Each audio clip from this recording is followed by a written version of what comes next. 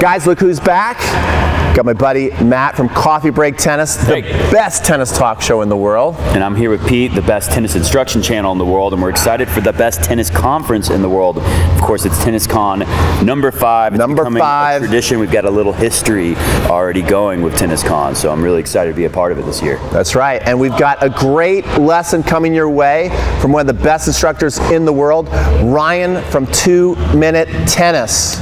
I've been watching 2 Minute Tennis videos. I like when he posts the little clips up. Obviously, sometimes they're a little longer than 2 minutes, but it's a great idea, and happy to have him be a part this year. That's right. So watch this video and enjoy. Hello, it's Ryan from 2minutetennis.net, and in this video, I'm going to show you what you can learn from my forehand technique to help improve your forehand. Now, first, you want to learn the concept of checkpoints. Checkpoints are places in the swing you can film yourself and scroll through and stop at a certain moment, and you know what to look for at that checkpoint. So there are 6 checkpoints in the Topspin Forehand, and they are the ready position, the unit turn, the drop, contact, extension, and the finish. And so you want to look at video of your own forehand, and you want to look for certain things at each checkpoint. The first is the ready position. Actually be ready in your ready position. You'll notice my elbows are out on the left here. Look at my elbows out away from my body. The tip of the racket is up.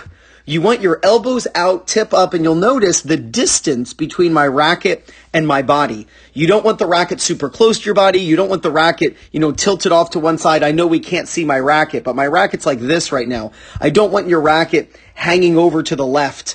I watch a lot of recreational players every day where I coach, and the racket's just hanging down on the left, and they have no idea actually what they look like at that moment, and that they're truly not ready in their ready position. It might be a starting position for them or a waiting position, but it's not a ready position. And then you got to make sure that you are split stepping. So you want to do a little hop as your opponent is hitting the ball. If your feet split apart and move away from each other a little bit, that's also a good thing. And not only is it a braking mechanism that helps you to change direction, but it also then allows you to explode in the direction you need to move to hit the ball. So look ready in your ready position. Film yourself and just see what you look like prior to even hitting the ball, waiting for your opponent to hit. I'm telling you, having a better ready position is going to make for a better forehand. Now, when you take your racket back, you want to take it back with both hands. Now, I talked about having the elbows out. You'll notice the space under my back elbow.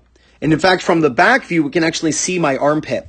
When I asked you to have your elbows out in the ready position, and I do Zoom lessons for people all the time, every week, multiple times a week. People send me videos, and then we meet live on Zoom, and I critique and then analyze their technique right in front of them and answer all their questions about how they can improve, their forehand, backhand serve, their strategy, even in footwork. But one of the things I look for in their ready position is this space right here. You should have some space. Now, the camera view, you can see the space on this side as well, but the camera, the way I am situated to the camera, you can't see it. But I actually look for that space. See, when you have your elbows out and then you turn, it's easy then to have your elbow out in the unit turn. The reason we want the elbow out and have the space, it's called air the armpit really under here, is where you get space under your armpit. When you have that, it actually helps keep the racket more on the hitting side of the body. Players often have a very large backswing on their forehand. And one of the things that can help you return a fast serve, handle a deep ball, a fast ball, a ball with a lot of spin, or a combination of those, is to actually shorten the swing a little bit and keep the racket more on the hitting side of the body. So let's take this line, right? You don't want really to allow your racket to go back here if you can help it. If you can keep the racket more on the hitting side of your body, your chest side, rather than your back side, then that can, and I know that some pros, they go way back here, I get it, but if you can keep your racket more on the hitting side of the body, that is really going to help you as an amateur player deal with the pace and the depth and even the spin that a lot of your opponents can hit. And by keeping your elbow up, this elbow right here, it actually helps this to occur. It helps keep the racket on the hitting side of the body as the racket drops, and you can see that. So don't allow your elbow to drop here. You can see that my back elbow and my hand are at a similar height. So when you turn, have your back elbow and your hand at a similar height. And you can even see that my shoulder is at that same height as well. So my hand, my elbow, my shoulder are all at the same height. You'll notice that my left hand is on the throat of the racket, or has gone with, back with the throat. This really facilitates a coil, taking the racket back and coiling the body, turning the shoulders more than the hips, and then uncoiling.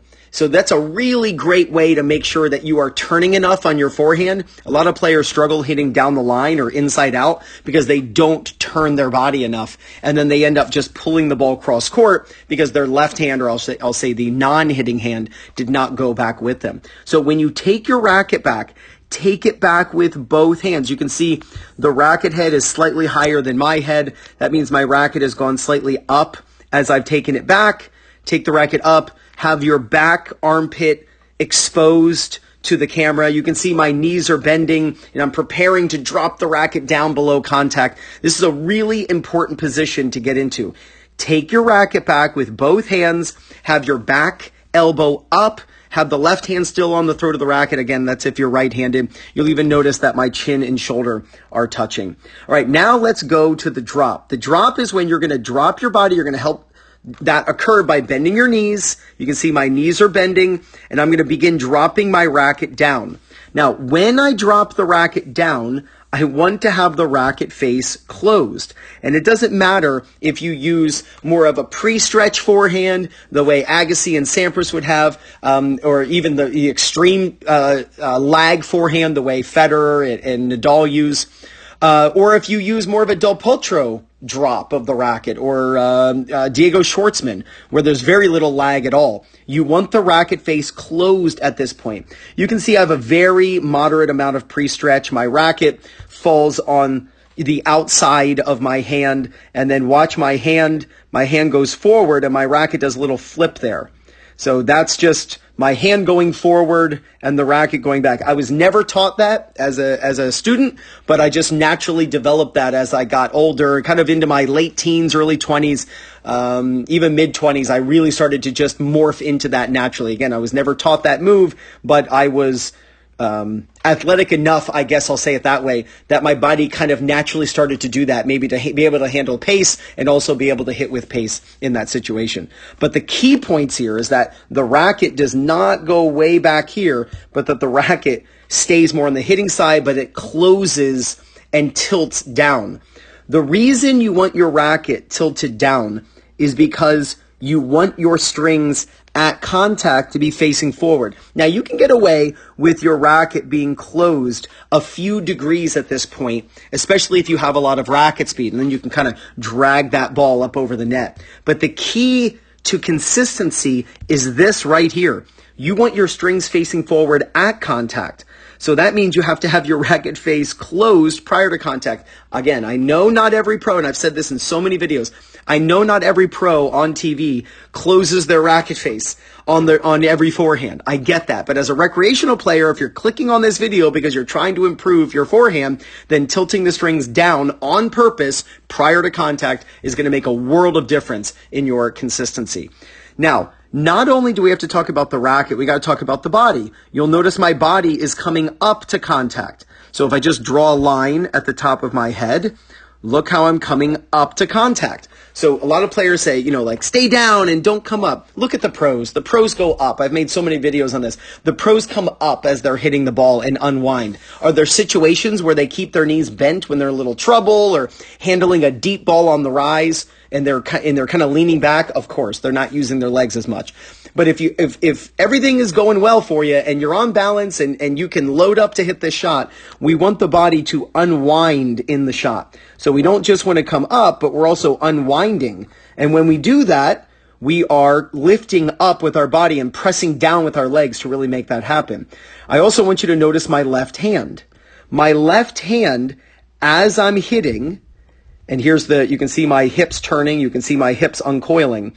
Look at my left hand. This is so important. My left hand's going up like this. The left hand should rise as you're hitting the ball. Most recreational players I see who cannot turn their hips, and there are a lot of players who do not turn their hips into the ball, it's because their non-hitting hand drops as they're hitting. Look at Dominic Thiem hit a forehand. Look at Victoria Azarenka hit a forehand. They are perfect examples of the non-hitting hand rising. You want the non-hitting hand rising as you're striking the ball. And not only do you want it rising, but you want to make sure that it is above contact. You can see from the back view here, my left hand, my non-hitting hand at contact is visible over my left shoulder. You'll see Victoria Azarenka is doing the same thing. You'll even see Tommy Haas. His left hand is visible over his left shoulder at contact. When your left hand unwinds, you can see my left hand is on the right side of my body, and then it's going to move over to my left side, right? That's just me uncoiling into the shot. When it rises, it facilitates hip turn. It makes hip turn so much easier. We have to turn our hips. Look at my hips turning. We want to turn our hips as we're hitting the ball. That helps bring the racket up and through contact. But if the left hand, if the non-hitting hand drops, it can become a counterweight. Then the left hand goes this way, the racket goes this way, and you'll actually see people hug themselves like they're in a straitjacket, and they cannot turn their hips.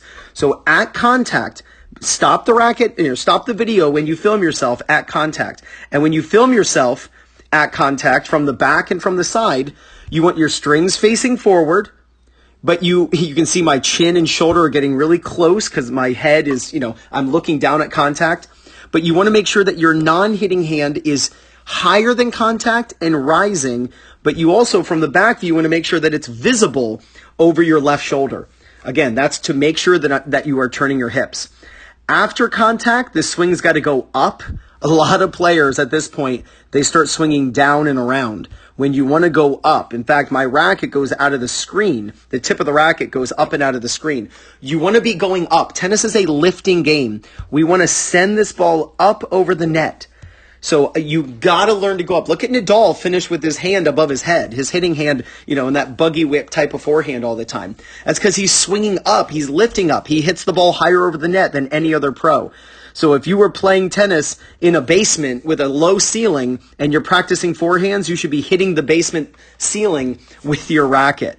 And that, you can see my back foot is turning up on the toe. Again, that's kind of like that golfer's look where your hips are turning. That's only going to be used when you're really using a neutral stance, by the way, where that back foot turns up on the toe. And then the finish. The finish is where you're going to catch the racket with the non-hitting hand. And I want to say here, I'm not adding the left hand to the racket. I'm adding the racket to the left hand. My left hand is already up.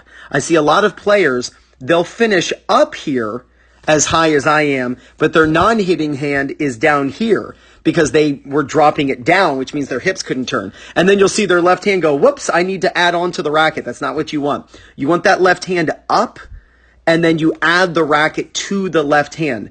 Venus Williams is a great example of that. Dominic Thiem is a great example of that when he's practicing forehands. I love the way he hits a forehand on the practice court. So go out and film yourself. And by the way, I like to hold for balance. I like to have my students hold for balance. Hit the ball and hold the balance at the end. Is it realistic in that when you're playing a match, you can just hold your balance for 3 seconds? No. But is it helpful to learn balance and proper mechanics and the ability to actually have a finish that, is going up and not, you're not falling over to the left because you're completely, not able to be stable as you're striking the ball? Of course. So go out and film yourself. Let me match these videos up at the contact so you can see these, on the left and right side. But go out and film yourself. Film yourself from the back. Film yourself from the side. Look at the checkpoints, the ready position, the unit turn, the drop, the contact, the extension, and the finish. Go out and film yourself, and you work on these ideas. There's no doubt you're going to gain confidence, win more matches, and play much better tennis. This is Ryan Reedy from 2minutetennis.net. You got this. All right, guys, hopefully you enjoyed that video. Make sure to subscribe to their channel. Follow them on all the social media. Make sure to subscribe to Matt at Coffee Break Tennis. On the YouTubes. On the YouTubes. Best of all the social medias. That's right.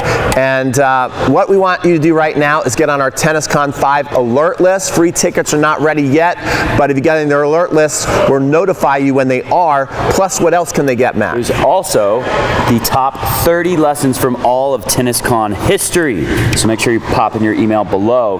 This is year number 5, so there's a lot of history in the top 30. They're going to be pretty good. Yeah, so we want to do something special this year. Give you those 30, you get free 48-hour access to all the videos, and we'll see you guys on the next video.